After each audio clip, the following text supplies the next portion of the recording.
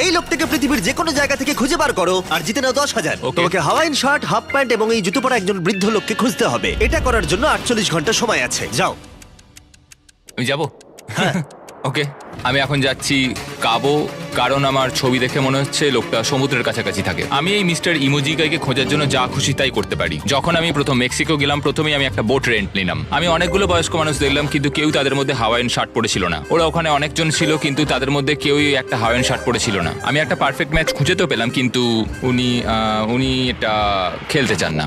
নতুন প্ল্যান, আমি 10টা হাওয়াইন শার্ট কিনলাম আর তাদেরকে দিলাম, দেখি তারা এটা পরতে চায় কিনা।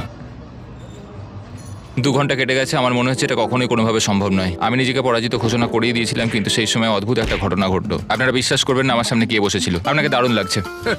আমি মিস্টার বিস্টকে কল করছি। হেই, কনগ্রাচুলেশন, তুমি এই মাত্র জিতে নিলে 10,000 কি ডলার। মানে? আরে সত্যি? আমরা কি হেলিকপ্টারে যাবো?